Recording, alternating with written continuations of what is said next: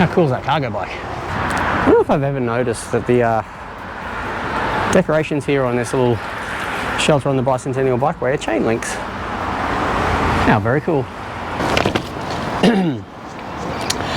Get stuck behind tractors all the time, but at least they serve a useful purpose. Cyclists, on the other hand.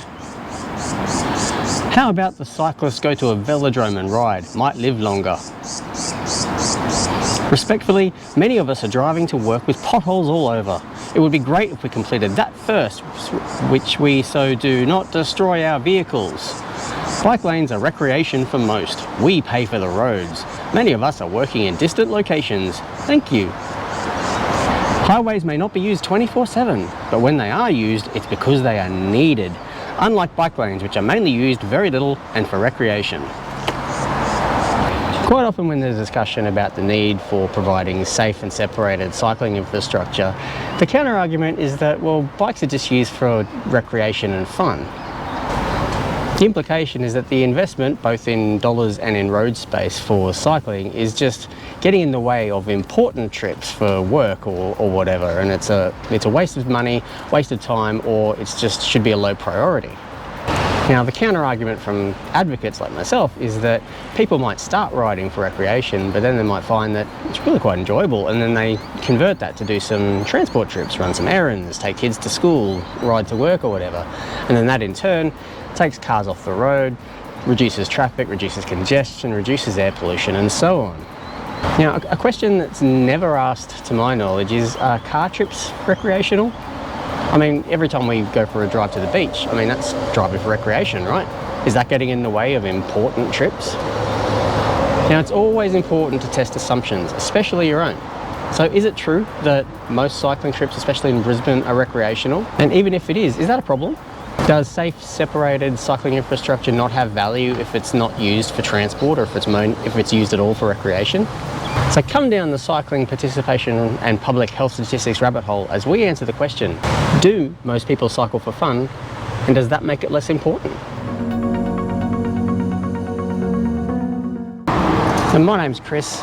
This is a YouTube channel sort of about cycling and urban transport with a Brisbane flavour, but I think a lot of the topics I cover pretty much cover other cities as well. Now, if you like this kind of content, please consider hitting like on the video and hit the subscribe button. More people who are watching, the more people who get the message, I suppose. So let's get into it. Now, a few weeks ago, I was in an advocacy meeting with a group of cycling advocates from across Brisbane, and one of them relayed a story where they were in a conversation with a decision maker regarding transport in Brisbane, and they said that 80% of all cycling trips are recreational. Our collective response initially was, so? But being a bit of a data nerd like I am, and having spent an unhealthy amount of time in the Household Travel Survey statistics from the Queensland government, I also didn't think that was true. So, I see some kids outside, hey? So first things first, let's test that claim that 80% of cycling in Brisbane is recreational. Let's do it on a beautiful Saturday afternoon, shall we? So in my view, the Queensland Household Travel Survey is a good data set to look at. It's run basically all year round across Queensland in different locations, and the way it works is that they randomly select households and ask them to keep a travel diary for a whole week. So every trip that they make, whether it's go for a walk to the shops, go for a walk for fun, go to school, go to work, whatever it is, record it, when you started, when you finished, how you travelled, what was it for, how long did it take you, all those kinds of things. So it's a good data set. So my family actually participated in the household survey in 2021, and just as the week of our travel was supposed to start, there was a snap lockdown, so our travel was probably a little bit skewed. Now, that's probably going to affect some of the data for 2020, 2021 and a little bit of 2022, but the data I've got dates back to 2017, so well before the pandemic, and I think it gives us a fairly good picture of what the truth actually is. So for me, one of the best things about this approach is that it makes you record things as you're doing it, rather than trying to remember what you did, like a traditional survey tends to do. Now, the survey data is available to the public through the Queensland Open Data Portal, and I'll have a link down in the description so you can get in there and crunch the numbers yourself if you are so inclined. So I've refined the data set down to trips within the Brisbane City Council local government areas. So all up, that's a 6-year data set which has over 34,000 trips. and across more than 5,000 different households. So it's a pretty robust data set. Now, for overall mode of transport, it probably comes as no surprise that cars come out on top with about 76%. Walking made up 12%, and cycling came in with just about 1.8%. So that's pretty consistent with what the census says with riding to work and things like that as well. So public transport made up about 8%. But cycling with 1.8%, that's a pretty low mode share, pretty disappointing, but it's about what you would expect given the conditions that are around Brisbane and how it's very much focused around driving. But now if we look at mode share by household, in other words, what modes did households use at all in their survey period, the picture's a little bit more spread. So 86% of households used a car at some point in that week, but almost 20% of households walked at some point, 22% used public transport, and over 4% used a bicycle. So it's not all hopeless. But whichever way you dice it, car is most definitely king in Brisbane. The point we're looking at though is the purpose of travel. Are most of those trips for recreation? Do we get near that 80% mark? So if we break down bicycle trips by mode across Brisbane, we come out with about 25% of trips were recorded for recreation. That's a lot less than 80%. What's interesting though is 34% of trips were work related, be that commuting straight to work or some work related purpose. Perhaps you're a delivery rider of some kind. 18% were for education, so going to school, going to university, and another 8% for shopping. So that's 60% of bike trips that are for, what we would consider a transport purpose. That's just for work, school, or shopping. So that blows away the 80%, doesn't it? Now, if we look at that same data in terms of households, so by mode, by purpose, 47% of households who used a bicycle used it for a work-related purpose, 33% used it for recreation, 21% for education, and 10% for shopping. The data is pretty clear that use of bikes isn't just recreational. There's quite a few transport trips involved too. So the chart for cars shows that they're used pretty ubiquitously. Interestingly, only 20% of all car trips in Brisbane from 2017 to 2022 were work-related. Picking up and dropping off was almost as high at 20%, like taking kids to school, which of course you can't do on a bike. Maybe you can. Shopping was next on 18%, another thing you can't do on a bike. Over 8% of all car trips were considered recreational. The picture at household level is of course different. 55% of all households involved in the survey used a car for work-related purposes at some stage during the week. 38% used a car for shopping, 33% used one to pick up or drop someone off. And what's interesting really is that 19% of households used a car for recreation at some point in the week. So again, bear in mind the overall mode share, so cars make up 76% of all trips, whereas bikes 1.8%, so the numbers of this are significantly different, but the rates are actually really important because that's what gives you an indication of what people are going to use their different modes of transport for. The fact that cars are used for just about everything, that's because everything in the city is built around getting around by car, so that's not really surprising. But the claim was that 80% of cycling in Brisbane was recreational, and the stats in the Household Travel Survey data just don't show that. So where's it coming from? Well, another regular survey conducted is the National Walking and Cycling Participation Survey, which is done by Cycling and Walking Australia New Zealand, and it's done every 2 years. It's more of a traditional survey. They randomly select people, they contact them by phone and ask them to complete a survey. Since the Household Travel Survey focuses on a particular week, I'm more interested in the Cycling Participation Survey data that's also focused on the last week rather than the last month and the last year, which they also ask about. The 2021 survey included 614 households containing 1,556 individuals. 286 of those households were in Brisbane, so it's a much smaller data set. So despite that fairly small sample size, the survey still claims a 95% confidence interval that the statistics are representative of the broader population. The 2021 survey showed that 18% of people in the previous week had cycled. That's a lot higher than the 1.8% of trips and 4% of households in the Household Travel Survey. So that's already an interesting variation.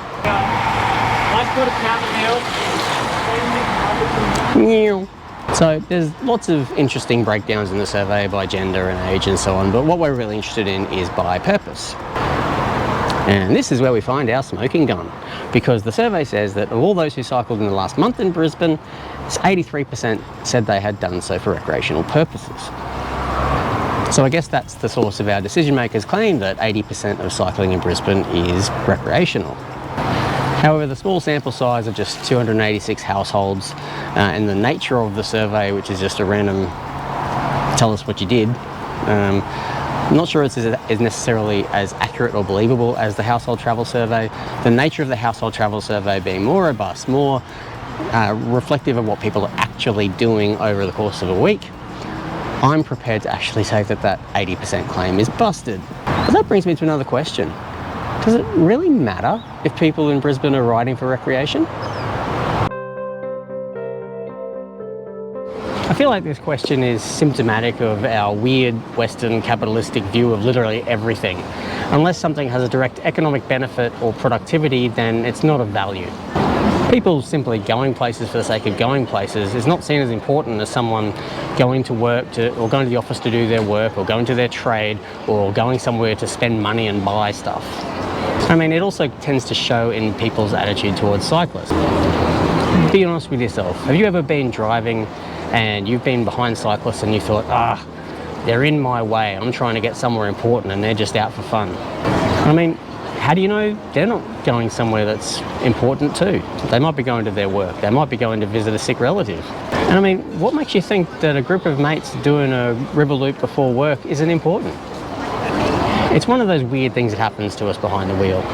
Everyone that's slower than us is a grandma, and everyone that's faster than us is a hoon. You know, when we're behind the wheel, everyone else is the problem except us. And at the end of the day, we just undervalue things that make us feel good. And that's the rub. Any kind of cycling is good for you. Cycling is a low impact activity which is great for physical fitness. It's excellent for improving heart health, it helps you improve and maintain your balance, and it builds muscle strength. It's also really good for your mental health. It can relieve anxiety, it can improve your sleep, and it can actually decrease your risk of depression. We can't escape the fact that we face a whole range of chronic public health issues. The obvious one is obesity. Obesity is a major risk factor for heart disease, for diabetes, and for a number of cancers. Now, these stats from the Australian Institute of Health and Wellbeing rely on the body mass index, or BMI. Now, this is a pretty widely discredited measure. It doesn't cater for different genetics and different body types and things like that. So take it with some grain of salt, but it's the only real quantifiable metric that they use. In 2017 to 18, 46% of adults aged between 18 and 24 were overweight or obese. That's nearly 1 in 2. 78% of people aged from 65 to 74 were overweight or obese. Now, poor diet is the biggest cause of obesity, there's no question about that, but lack of physical activity is a major contributor. Now, public health guidelines recommend 60 minutes of moderate physical exercise every day for kids aged 5 to 17, and about 150 minutes a week for adults.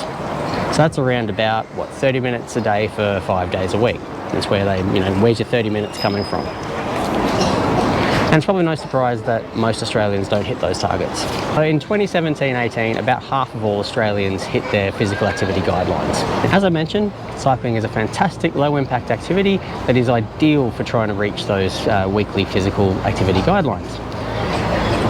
A 30-minute cycle once a day, 5 days a week, and you're there. Now, if that's just a local ride around your neighbourhood, go to the local park or whatever, that's great.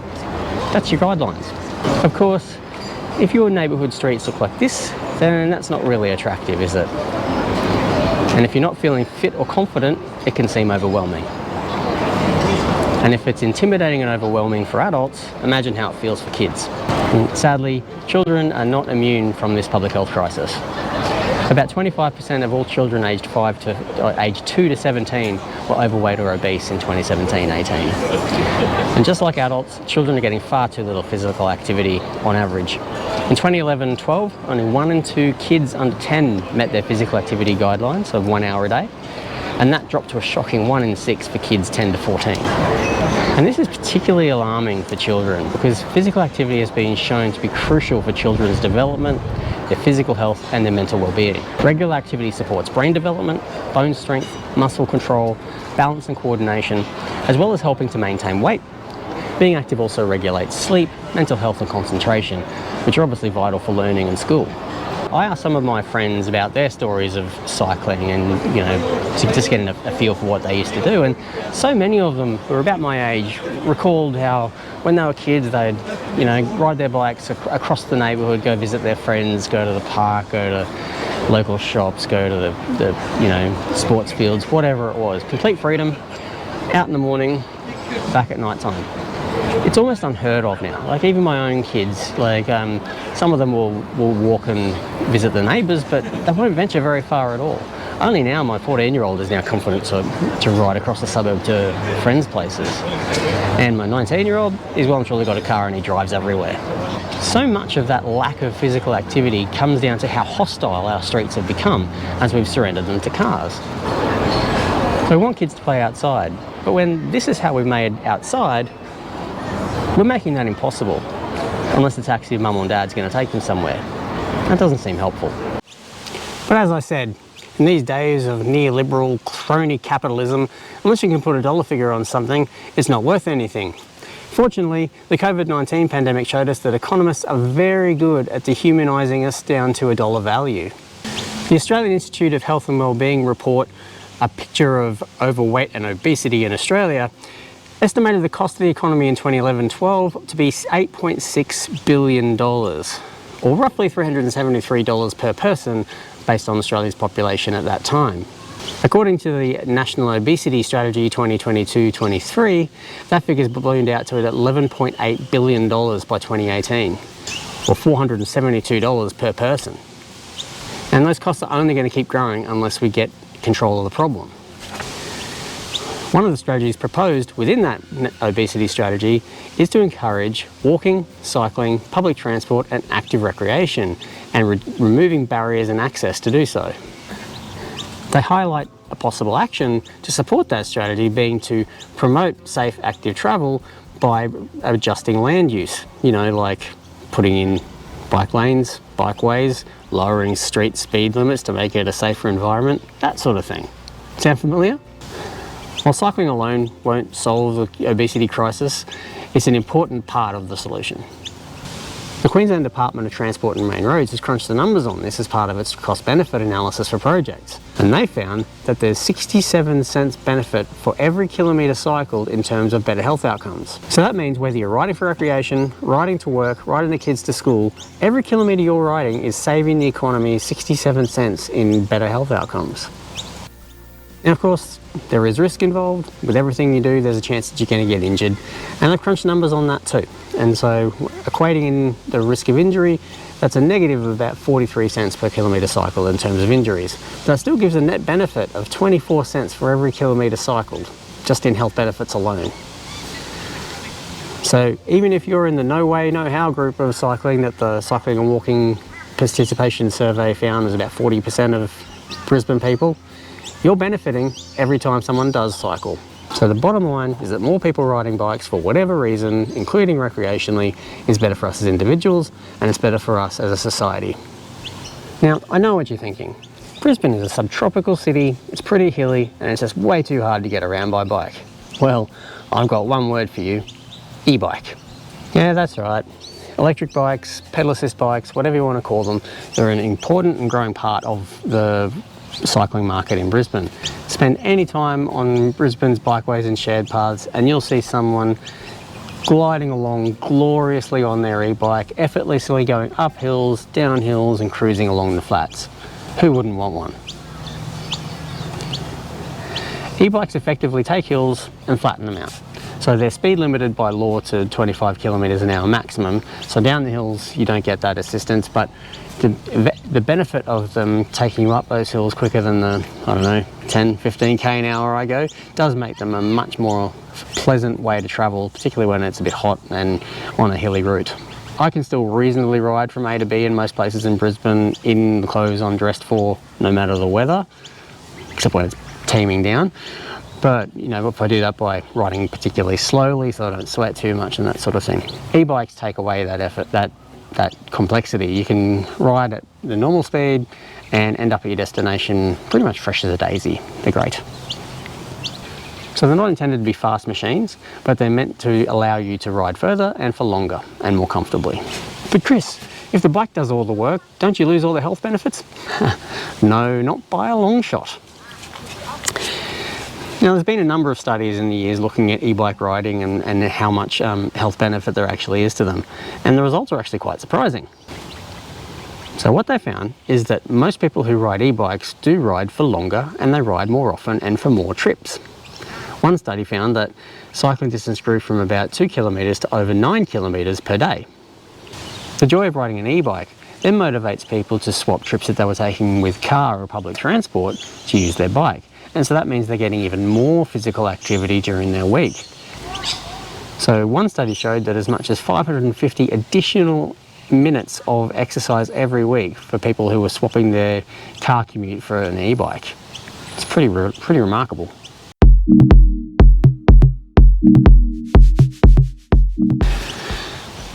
All right, so we've established that there's health benefits for riding bikes recreationally and for everything else, but does that mean that we should be building infrastructure to support it?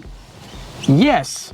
I'm lucky to live within a couple of kilometres of a really high quality trunk cycleway, the Centenary Bikeway, that runs basically from Carroll Park out towards Ipswich all the way in towards Toowong and the CBD.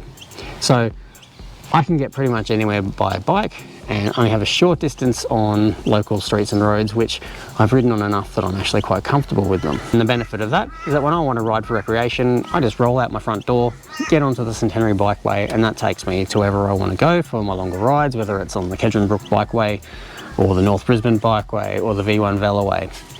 And that flexibility is fantastic. So I don't have to load up my car with my bike, drive somewhere and go for a ride. But often on weekends, if you drive along or ride along Sylvan Road or in Toowong, you'll find a good number of cars that have bike carriers on the back. So people they'll drive in, they'll take their bikes and then they'll do a river loop or something around the city. And that's because they don't have the sufficient infrastructure near their homes. But I mean, obviously if you're planning a really long ride, 100, 120 kilometres, you don't really want to have a 15-kilometre ride each way just to get to the starting point. And in that situation, that's fine, load your car up with your bike. But for most people, being able to just leave their home and go for a ride is really valuable. I'm a big advocate for the concept of ride to the ride. And of course, ride to the ride doesn't mean you actually have to ride all the way to the start of the ride. You can actually take your bikes onto trains. So if you wanted to go to the Brisbane Valley Rail Trail, you can get your bike to a train station, hop on the train out to Ipswich, and then off you go. So does all that need infrastructure? Absolutely it does. Remember earlier I said that riding a bike is a way to relieve stress, but that relief is counteracted or undermined if the environment that you're riding in is a high traffic stress environment. Now I've talked of level of traffic stress before, but it's a major deterrent for people to ride bikes. So people who are interested in cycling but concerned for safety, or people that they just want a low stress ride, they don't want to be in high alert riding everywhere. They don't want to ride in places where it's high speed traffic, no separation. They need low stress environments. If people can access safe, pleasant places to ride from their home, they're less likely to need to load their bikes up on their car, and that actually means they're more likely to ride anyway. G'day. Safe, fit for purpose, separated cycling infrastructure doesn't have to be elaborate like this or this, but it does need to be better than this.